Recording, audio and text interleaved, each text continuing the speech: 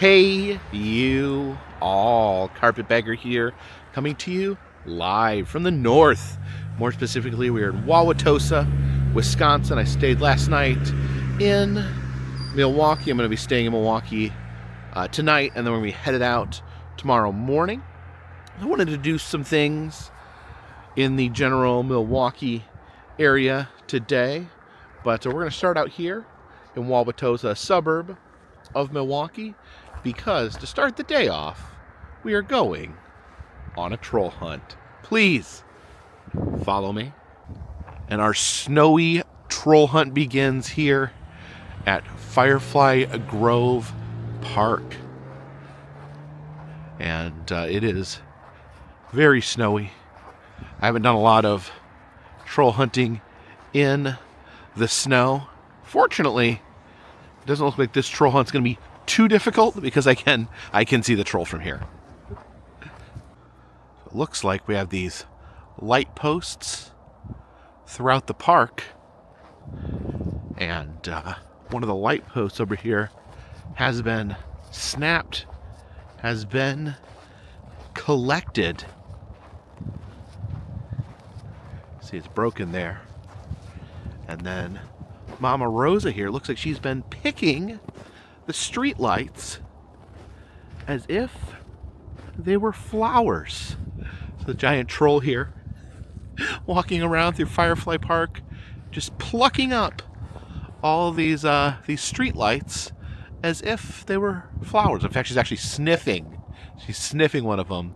So I guess street lights are flowers to trolls. Now, for anyone unfamiliar, the Dambo trolls are spread out all across the world, not just the United States, but the world.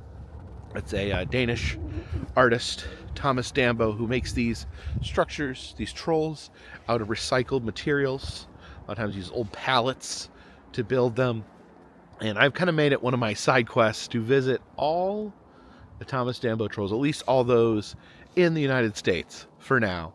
And at one point I was getting pretty close to seeing them all, but he has recently just been building so many that I am having a hard time keeping up. So Mama Rosa has only been here for, I would say, a year or less. But this is my first time getting out to see her.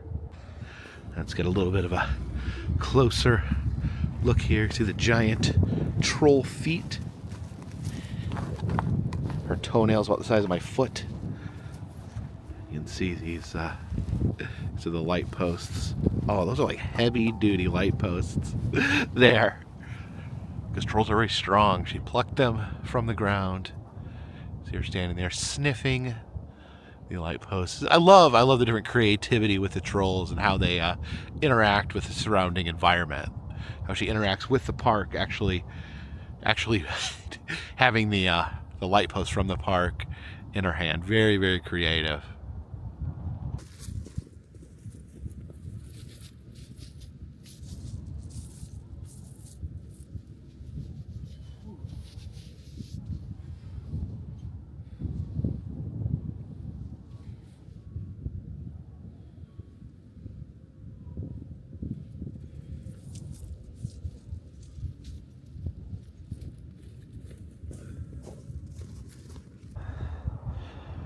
You see the plaque here. Mama Rosa. There's something funny with these flowers. Some have special needs and powers. There's no roots beneath these flowers. Rain don't rain upon these flowers. Something funny with these flowers comes from nothing in an hour. There's no honeybees. These flowers have no honey in these flowers. Something funny with these flowers stands all summer, won't go sour. When the sun's asleep, these flowers glow. I wonder how these flowers glow. Now let's get back to that nice warm car.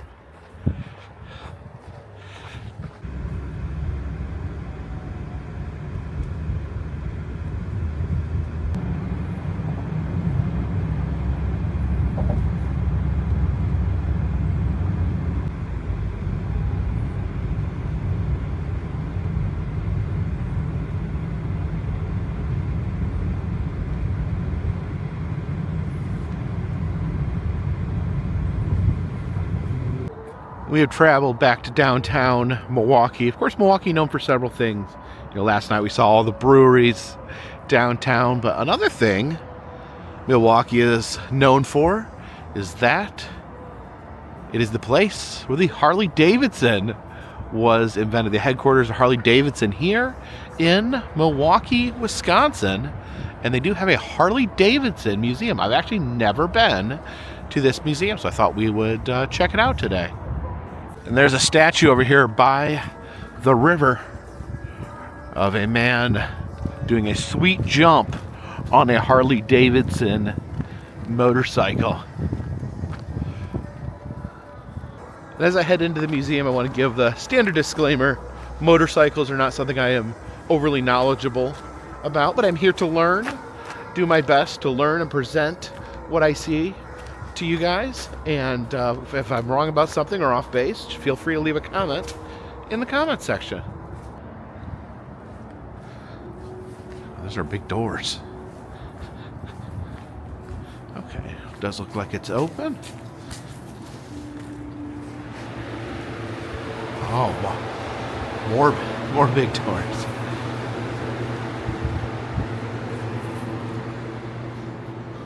Of course, the first thing to notice here is Santa on a Harley there. Harley Santa. And you see the where you buy your tickets actually has these motorcycle windshields in front of them. But I did get my ticket. We're gonna head upstairs to the museum.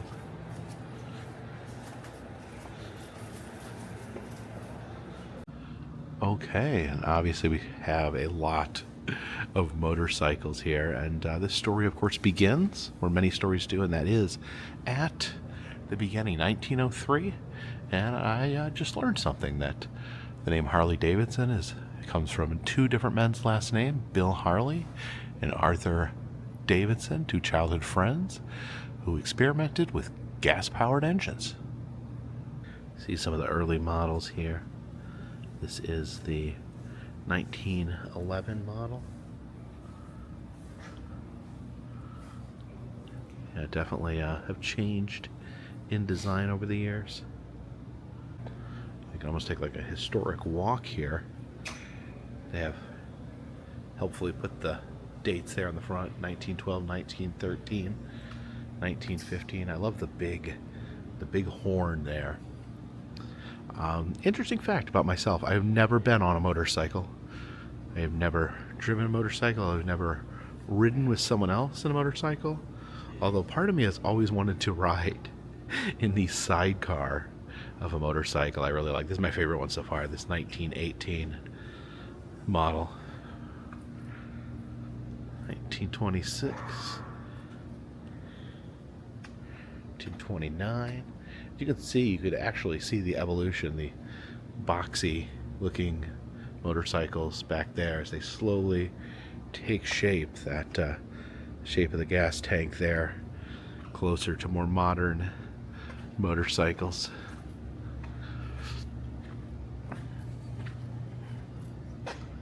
Yeah, I guess it's the year of planes, trains, and automobiles. Rode a lot of planes, a lot of trains, a lot of cars, but no motorcycles.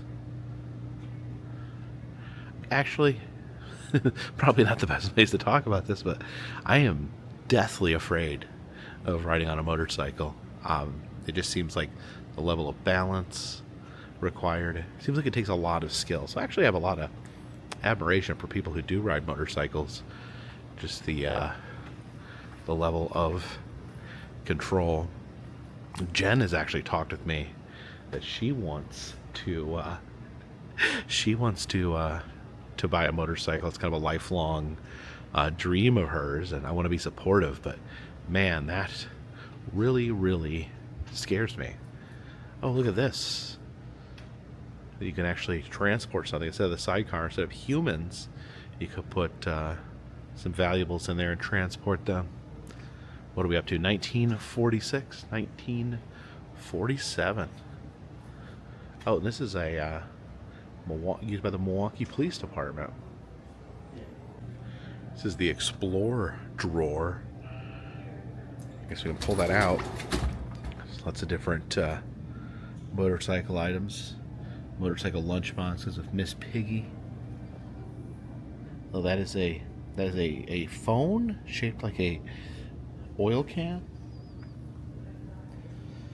All these different motorcycle collectibles. And we saw all the different Harley Davidsons throughout the years. This is Harley Davidson number 1. And it says it is the oldest Harley Davidson in existence. I notice it actually has pedals like a bicycle, but it does have the engine. I'm not sure how that all comes together. It says they're not sure that this actually is the first one. It is the oldest, but they said that its serial number is 1. It's marked with 1s all throughout. The pieces are all marked 1, but that there's certain differences in the bike than what they expected. So it's kind of a mystery motorcycle. And here they are. This is Davidson. This is Harley. Harley and Davidson. It's remarkable how famous these men are. Their names are everywhere, yet I am only for the first time seeing their pictures. And they look like a bunch of cool dudes, don't they? Looks like a couple of rebels. So the company began as an actual shed in Davidson's backyard. And it takes us through the history of the company, how it went from 2 men tinkering in a shed to becoming a massive company and a massive cultural icon as well. See the signage there for different Harley Davidson dealerships. Said in 1917, Harley Davidson started making actual bicycles. And I guess one of the reasons for that is they felt that bicycles were a gateway drug into riding motorcycles. They felt that most people started riding bicycles and graduated to motorcycles, so they figured if they could sell bicycles, they could earn more long-term customers. Oh, this bicycle sprocket here is highly stylized. It says HD, HD, HD as in Harley Davidson. And look at this cool Harley Davidson beanie. It's very stylish. I feel like Harley Davidson enthusiasts of the modern time would probably not wear these beanies. This is a scrapbook made by Betsy Davidson, the sister of the Davidson in Harley Davidson. And it looks like she kept a scrapbook, all the different newspaper clippings about the motorcycle and the company. It says marketing a lifestyle. It shows all these people partying while driving motorcycles. There's different promo images, motorcycles on the beach with some sexy ladies. And interesting the idea of marketing it as a lifestyle. Very much Harley Davidson is still kind of a lifestyle brand. It has varied from, I guess, the original vision, but definitely still a lifestyle brand. So our paintbrushes here used to draw pinstripes on motorcycles. Say 1936, and yeah, you can see they have this stylish art there on the gas tank.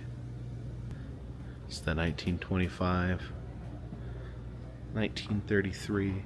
Okay, now if I were to ride a motorcycle, this is the kind that I would like to ride. The kind with 3 wheels, a giant tricycle.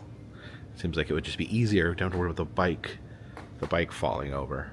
It seems like these are more sturdy. And also, when I ride one of these, I want to dress in this outfit. This is the 1916 Harley Davidson that can actually deliver the mail. The postman's motorcycle. And this is the policeman's motorcycle. You can see almost looks like an invisible policeman there. I have a bunch of toy motorcycles, motorcycle toys. It became very popular with children at the time. I don't know, kids love vehicles. Kids love movement. Kids love trucks, trains, planes, cars. These safety posters are pretty amazing. Look at this. Automobiles kill more than criminals. You know, I bet that stat is actually probably still true. More people die in automobile accidents than by violent criminals. You can see the brave Harley Davidson police officer there. The only force he respects, he's pulling over the outlaw. We need more lion tamers. I guess lions are the speeding cars out of control. And you need the Harley Davidson cop there to turn them into kittens. Turns the lions into kittens. This is like chalk on the end of a big stick. Shows the officer there marking people's tires with this, parked on parked cars. Into the military motorcycles. I imagine it's really hard to like shoot that gun while you're driving. You only have two hands. Although maybe it's more protocol to park your motorcycle and then start shooting. There's the shore patrol. Again, love the sidecar. I guess the guy in the sidecar could take one of those guns and he could shoot people while the other guy drives. These are Harley Davidson parts that were mass produced during World War II to supply to soldiers. Oh, looking down the bottom floor, you can see this ramp here where the motorcycles, I guess, flying off the top of the ramp. I guess we'll see that when we get down there. And this is the engine room in here. Oh, look at this, like a deconstructed Harley. You can see it's all taken off into different parts, but if we stand on this side and look at it this way, it looks like it's just one motorcycle. And the engine wall has all the different types of engines they've used over the years. So we can see how the engine works there. Oh yeah, you can see cylinder 1 and cylinder 2.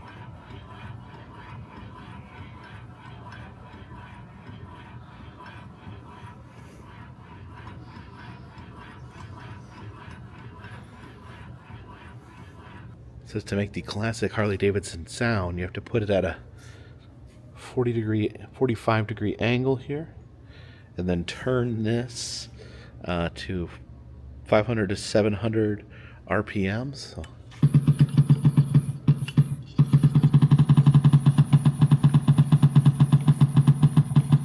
It's that classic Harley Davidson sound.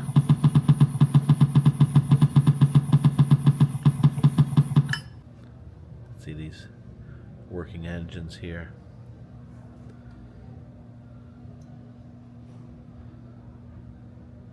It's the clubs and competition section.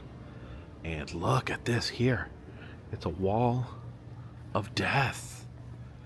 I've seen these at different fairs where you usually you get the crowd standing at the top, and then people look down as the motorcycles race along the wall. Oh, it just triggered this movie here.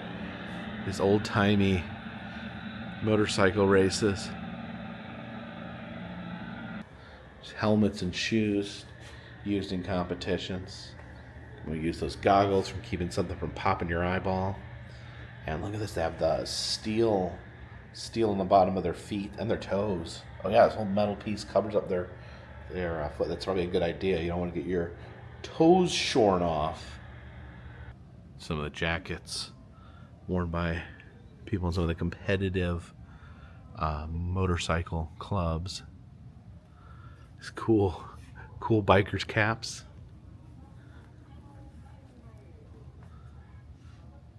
Oh, these are really cool. Some of these shirts. Wichita Jeeps Motor Club. Oh, that's like one of the Jeeps from Popeye. East Coast Wanderers. Their mascot's like a hobo. Now this motorcycle here, called the L Factory Streamliner, actually beat a land speed record when it got up to 136.183 miles per hour on Daytona Beach. That's the sand you see there. And it says the driver, Joe Petrali, actually retired from racing so he could help Howard Hughes create the Spruce Goose. It's a very illustrious career.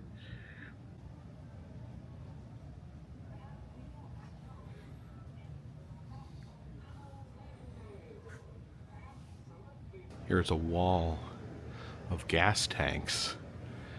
We can appreciate some of the artwork that's used to decorate these tanks. I do admit they are pretty stylish.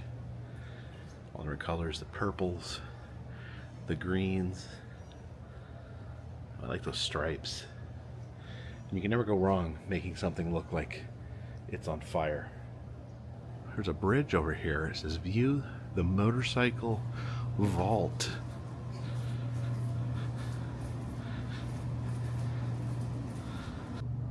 So I guess over here you can take a peek into the vault, the behind the scenes area of the museum where items are stored.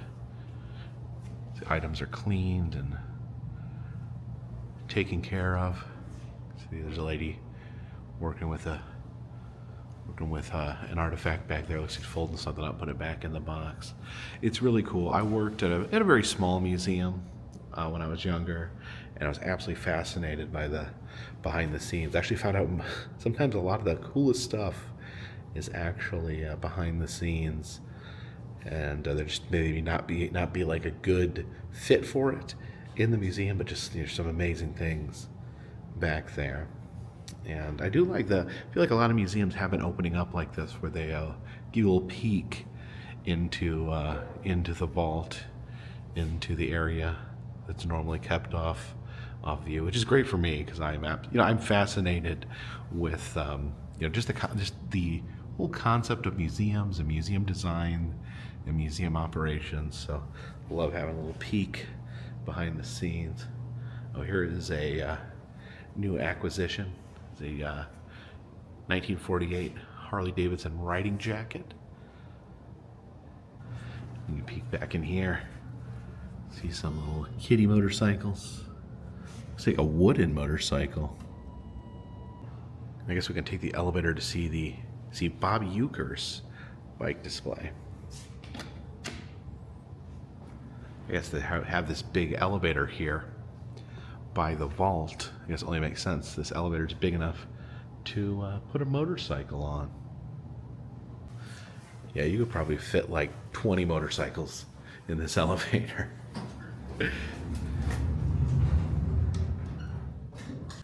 And here is Bob Uecker's motorcycle. Bob Uecker, of course, the famous baseball announcer. He apparently died very recently. He would do the announcing commentary for Milwaukee Brewers. The funny thing is, the first time I remember seeing Bob Uecker and becoming familiar with Bob Uecker was he was on a sitcom in the 80s called Mr. Belvedere. He was the dad on the show, and then I was shocked to find out that he was actually the local announcer for the baseball team here in Milwaukee. And you can see more of the storage area here, the engine collection.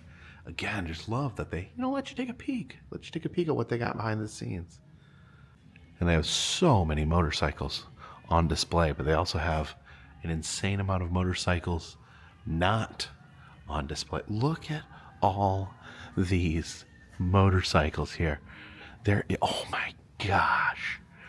Look at that. I don't know if you can just see how many motorcycles are back here. It is like, if there was possible to have infinite motorcycles, I think the Harley Davidson Museum has infinite motorcycles. It says they have about 500 motorcycles in their collection, which is a little less than my guess.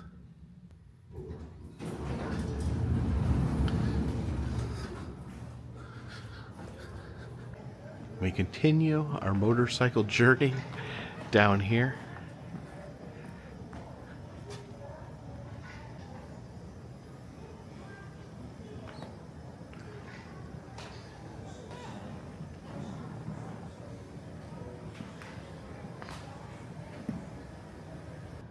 guess this exhibit is dedicated to different riders of motorcycles and their personal stories.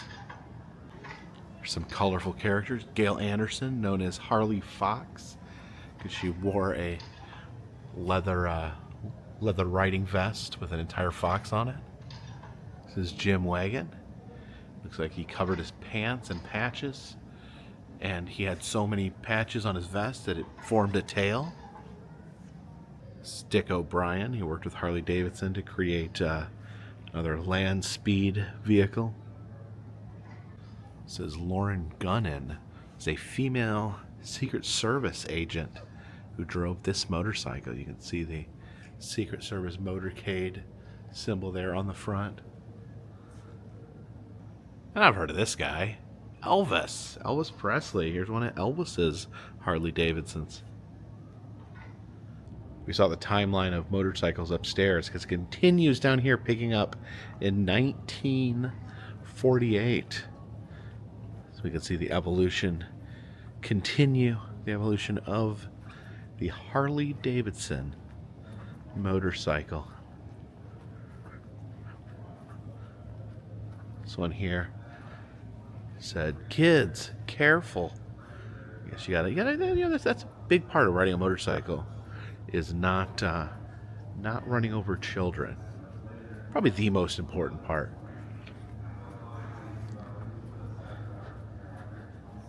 Let's see, what year are we on? This is a 1986. We're getting closer to modern times. Oh, look at this one. Is that like a newer military style? It almost looks like it's made of plastic. Yeah, this is 2002. Then it almost looks like here for 2008, they almost like start going back to a more classic look.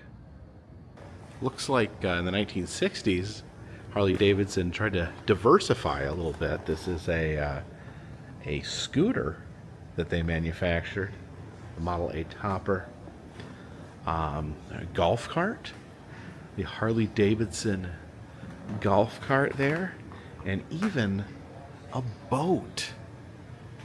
A Harley Davidson boat. Looks like they just decided to start making everything. And there's a Harley Davidson snowmobile. Now this is a crazy story. This is actually pretty remarkable. This Harley Davidson was found on a beach in British Columbia in Canada, a Canadian island, and it had apparently had a Japanese license plate on it. What happened, how it got there, was it actually was carried there by the tsunami that struck in 2011. Carried this motorcycle all the way from Japan to Canada, across the Pacific Ocean. This not a lot of motorcycles say this. This motorcycle rode across the ocean from Japan to Canada. Now they retrieved this motorcycle from Canada and have put it on display. And they said they made the decision that they weren't going to restore it. They were going to leave it exactly how they found it. And you can see sailing across the ocean and laying on a beach did a lot of damage. Apparently it only was there for about a year that it laid on the beach, but I guess just took a tremendous amount of damage. I guess it's currently in active deterioration. That's something you learn, like in working in museums, that some things are deteriorated but are in a stable form. There's such thing as like active and inactive rust. They said that they just decided they weren't going to touch it. They were going to leave it be. So it does have like some active rust and corrosion on it. You can see it falling there on the bottom. You can just see how that sea salt eats through that metal.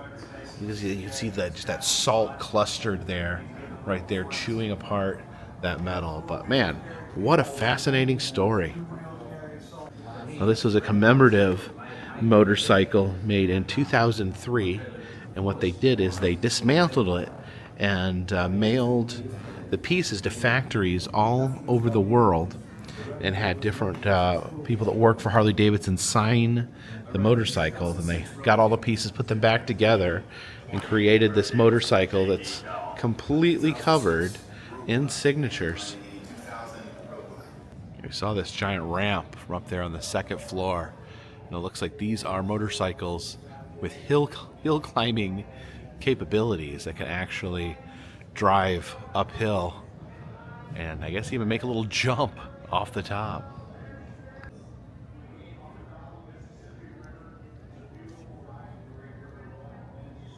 And this exhibit is dedicated to show how the different motorcycles are designed, kind of the brains behind what goes into making a motorcycle.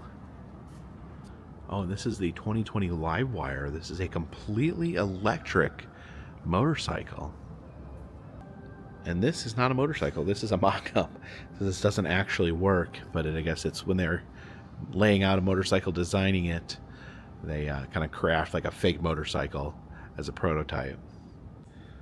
Yeah, here's the process. They built like the skeleton of the motorcycle, then cover it with clay to kind of carve the design.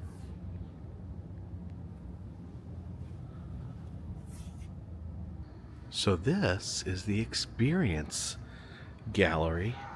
Now we've been looking at a lot of motorcycles, but in here you can actually ride a motorcycle. Well, you can't actually ride it or drive it or move it forward, but you can definitely sit on it.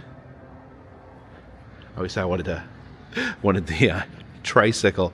Let's try out the tricycle. This is the Tri-Glide Ultra.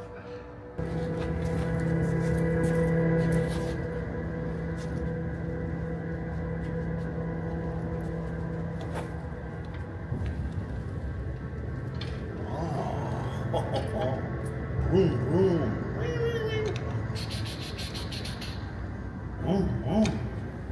Woo-hoo.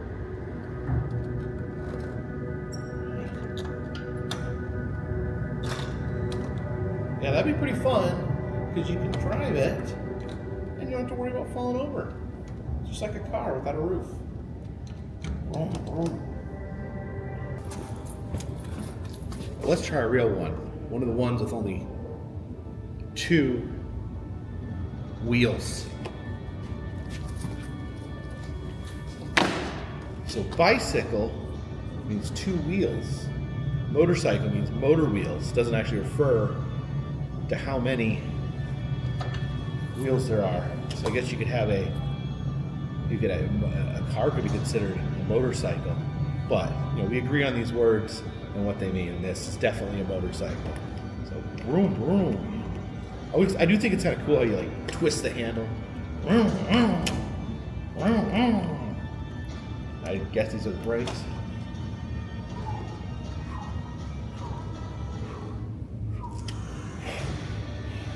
That's the hard part, doing it with no hands. Ooh. Oh, I forgot my helmet. Silly me.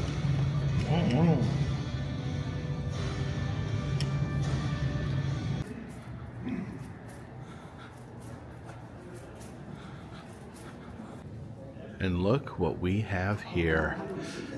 Pressed penny machine.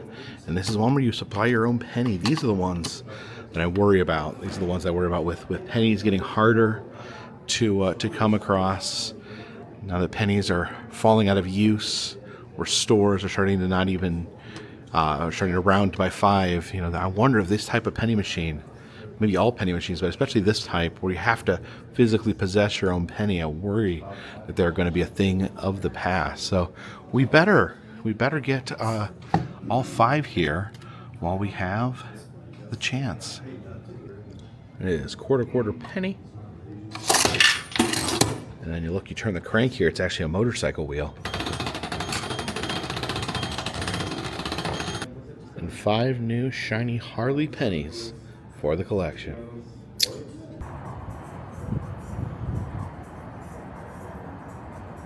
Outside here is a replica of the shed, the original shed that the Harley Davidson Motor Company began out of in a backyard. And it looks like the gift shop is actually in a separate building across from the museum.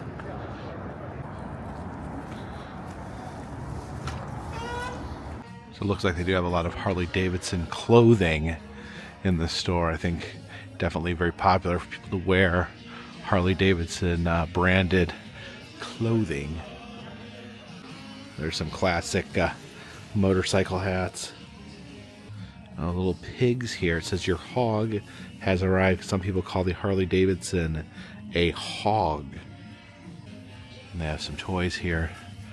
There's different versions of the Harley Davidson motorcycle that we saw in the museum. There's a lot of different versions. A lot to go around. There's Harley Davidson dog toys and bandanas for dogs. My brother once claimed he saw a dog riding a motorcycle. Some Christmas ornaments. Get the little flame striped pig or hog for your Christmas tree. Oh, and look at this. We got another press penny machine. Unfortunately, it has the same designs from the other. It's that beautiful Milwaukee 4 p.m. sunset.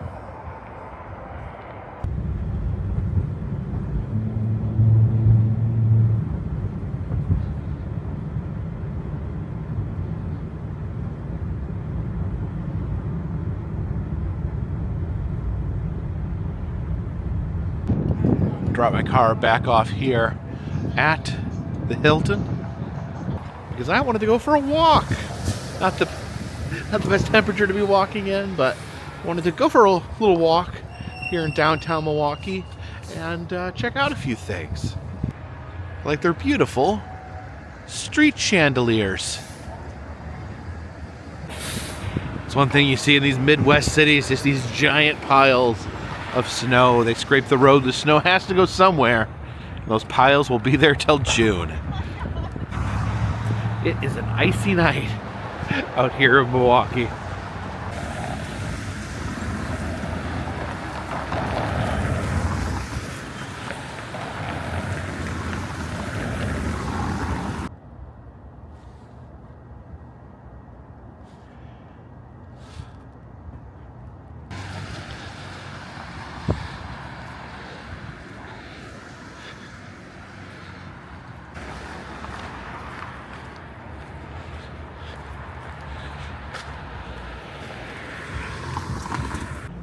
Look out at the Milwaukee River, which is frozen. The river is frozen.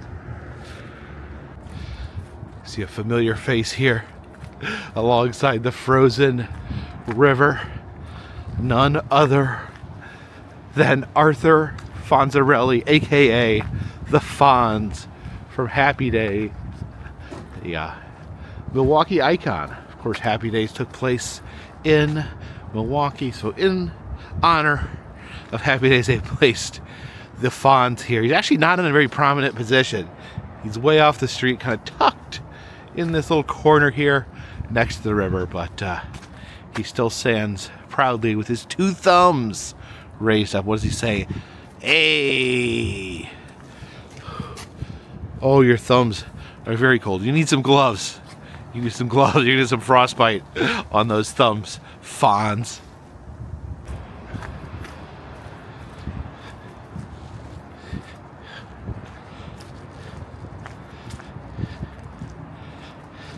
Now there is an iconic hidden location in this area. We're very close to espionage. There's an iconic bar and restaurant here in Milwaukee known as the Safe House. And they don't advertise, there's not a sign. You just kind of have to find your way there. You got to know where it is. And I think it's right here. Let's see. Yeah, it's kind of something locals knew. And then get a little more popular from there. But yeah, you can see there's no front here. Let's see if we can get in. Yeah, here's the only sign here. International Exports Ltd. Let's see if we can get in. It's the door. Oh, the door's open. Hello. Okay. A clearance test here. That says conga line. Can you do a conga line by yourself, or would you rather do something else? That might be difficult. Is there something else? Chicken dance. Okay. Do you know how to do the chicken dance? I think so. I have the music. The music? Okay.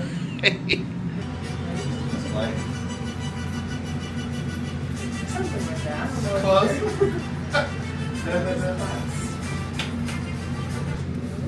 Oh, look at that. Let us in. Yeah, if you don't know the password, which I didn't, you have to do a humiliation in order to access the bar. But we are in. This creepy hallway here. Sit. Whoa, there we go. And here we are in the safe house. Oh, thank you. Thank you. Appreciate it. All right, it's a little early in the evening, so not a lot of people have arrived yet. I've got my own personal seat in this room right here, next to these spy posters, James Bond, Danger Route. So yeah, you have to do the humiliation, the verification if you don't have the code. Of course, I don't know what the code is, so did the chicken dance, and then of course people came in and were clapping. I mean, that's because they're watching. On the inside, you have a view of what's going on in the interrogation room, so they can see you doing the chicken dance, making a fool of yourself, and then when you come in, they clap. Ha ha ha! You're such an idiot. Here are the encrypted bytes. Let's get a classified cocktail to start things off. There is the looks like the red siren, the frosted spring, the blacklist. They all have like spy names to them. And you can see every item has like a backstory behind it. The C4 cheese curds says they're mini explosive disguised as Wisconsin cheese curds. They have the Smirch burger preferred by the notorious Rosa Club. This burger keeps her counter-espionage agents like Grant fit and trim. They do have the OOMG Burger Challenge, which seems just about impossible. A 15 patty cheeseburger. Then you have to also eat half a pound of cheese curds. That would be hard on its own. And 51 ounces of beer. That would make me incredibly intoxicated and vomiting. There's got to be no way anyone has actually beat this challenge. I would love to know if anyone's ever beat this. Went ahead and got some of the C4 cheese curds. Of course, we are in Wisconsin, the dairy capital. Can't say no to some authentic Wisconsin cheese curds. Let's dunk it here. This is marinara. Oh my gosh, it's so good. They're so hot and melty. Some ranch here as well.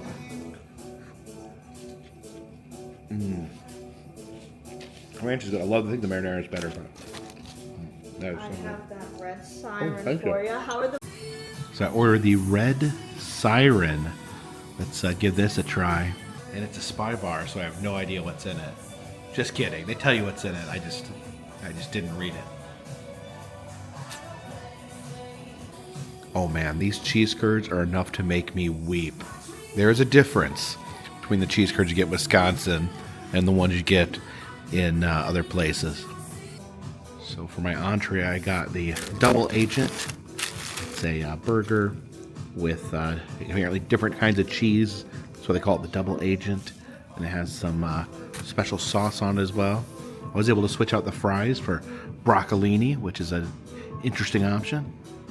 Yeah, the Double Agent has the different kinds of cheese, and it has 2 patties. And that mysterious sauce. Oh, it looks like it's got some onions on there, some grilled onions. It's kind of like a patty melt on rye bread, but that's very good. So now that I've finished my food, we can explore the safe house. Lots of interesting stuff in here.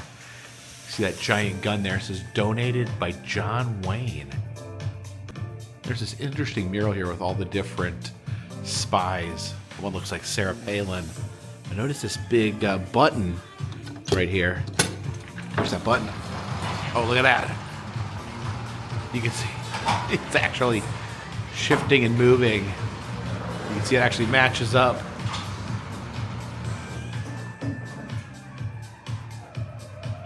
That's it. That's yeah, see, it matches up over on this side as well. So cool. As we pass through here, you can see a piece of the Berlin Wall right there. Yeah, just fascinating things are in every corner here. Yeah, this place is absolutely massive. The Austin Powers spy guitar. I don't remember that from the movie. It actually looks like it's like a little vehicle. And here is a display on Cold War spy tech. Which are tools used to getting into mail. The cameras. Some antenna there. Lock picking kit. Oh, who's up there? Is that Saddam Hussein and Osama bin Laden? There's a KGB uniform in there. This hallway here takes us to the Newsroom pub, and this is actually on street level. I remember walking by here and seeing that it was closed. Interesting. Come on.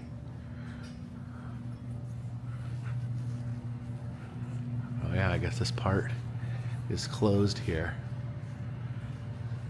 Now the Newsroom bar in here is part of the Milwaukee Press Club, which dates back to 1885. And says that their mascot is Anubis the cat. You'll notice above the bar there is a mummified cat in a very elaborate frame. Yeah, it looks like the Newsroom and the safe house connect right here. So I just figured something out here. You see this mirror? Look in the mirror. Hello, it's a mirror. But look at this. There is a unisex bathroom here. I double checked, there's no one in here. And there's 2 stalls in the unisex bathroom. If you go in this stall here, look at this. We are now looking out of the mirror into the restaurant. You could say we are spying on people. If you try to use the men's room, oh, it's a fake. Oh, there's a little doorbell here. Oh, look at that. That glass was like frosted, then it went clear. I guess we can head inside of here. Oh, and there's a payphone. I mean, I guess you could just make phone calls. It's a very fancy hidden payphone here. There's another telephone. CIA stands for Crafty Instant Alibis. So what is this? So it says $25 to play. I'm not sure what we're playing. All right, there's a countdown? I don't understand the game.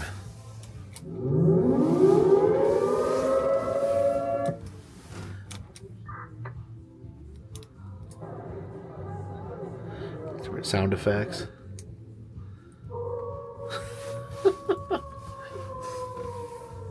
Is it just sound effects we get here? Oh, I get it. It's an instant alibi. You go in here and you're on the phone. You put money in. You say, "Oh, I'm at a football game," and you have the background. Or like, "I'm at the zoo," and you put the monkey there, and they can hear monkeys in the background. Oh my gosh. It's a heck of a monkey noise. So it's background noise if you're talking on the phone, so you can convince people you're somewhere where you're not. Ingenious. There's these post office boxes, but apparently you can pull them open. Oh, what's this say? Every train station is a crossroad. Choose carefully. Interesting. The Soviet sector here, where we can see Vladimir Lenin. There's this bulletproof glass here. It says slot for returning fire. So I guess you stick your gun in there. There's the spy's dressing room. It's like some sort of fun house in here. The main bar here, I guess, the center of operations. Has that cool map of the world with the Arctic there, the North Pole in the center. Got a top-down view. You may enter here, and once this door shuts, you will be starting your escape. Okay. It shuts on its own. It takes a little bit. Okay. And then you have a great night. Thank you. Thank you so much. All right, so this was the secret exit. Oh. Hello?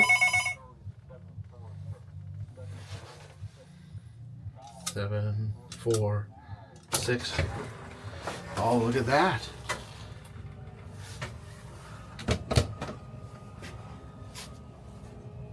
It's opening. So a secret entrance and a secret exit. Point of no return. Unless you want to come back and do another chicken dance.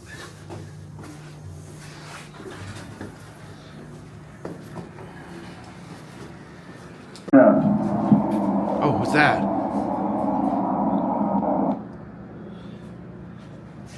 That was scary.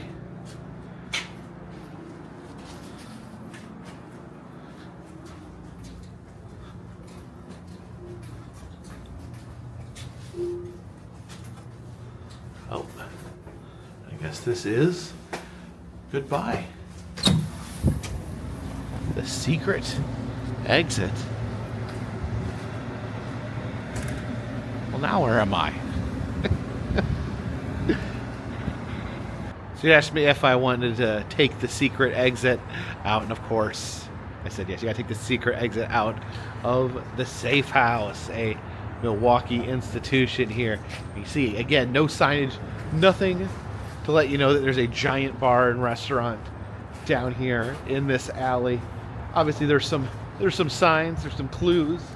You have some espionage themed murals here on the wall to kind of give you a hint that you might be in the right spot. And I still don't know the password. I wish I could give you guys the password. I still don't know it. They never told me you had to do the chicken dance. I guess next time I come, I'll have to do the chicken dance or find someone who actually knows the password. This alley got busy all of a sudden. Yeah, I think I'm gonna call an Uber. It would take me back to the Hilton. I could walk, but it's even a little colder, and I think it was more comfortable to ride in an Uber.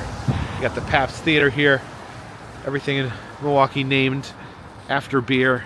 And there's the Newsroom. Actually, I didn't realize this until today, but the Safe House connects to the Newsroom pub. I guess it's a bar for newsmen since 1885, and you can actually. I think this is actually open sometime, so you can go into the Newsroom pub. I guess it's not open this evening, and the night is young. I know there wasn't a lot of people in there when I was in here, but it is not even 6 o'clock yet, even though it is. It looks dark. It looks dark as the middle of the night, but. Thank you guys so much for watching these videos. Thank you for coming along with me. I'm somehow wound up doing this Midwest tour in the middle of December. But to me, I don't know, the Midwest is where I grew up.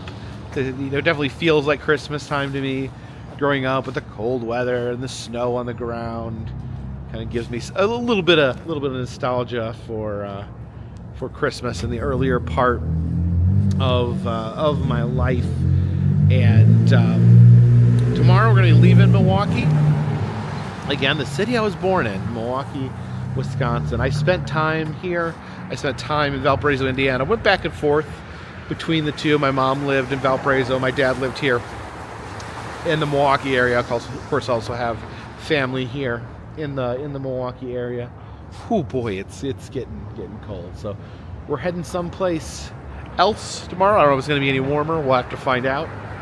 I do want to thank everyone coming along with me on these journeys. I'm going to be doing a lot of different traveling and stuff leading up to Christmas. Going to end up back here by Christmas. Going to be at my mom's for Christmas. Again, thanks for coming along with me and sharing these journeys that I have been on. If you like the channel, please subscribe. If you're new here, basically what I do is I travel to 50 United States, filming roadside attractions, amusement parks, museums, haunted houses, and other fun, random stuff. If you would like to help out the channel in any way, consider Patreon. $3 or more gets you a postcard once a month from me to you. We also have in the souvenir shop, if you want some merch, we have enamel pins, press pennies, motel key fobs, and other fun stuff. Still doing personalized messages on Cameo if you're interested in that. All those things can be found in the description, and all those things help to keep this train on the track, this boat in the water, and this dirigible in the air. Till next time, my friends, this one's in the bag.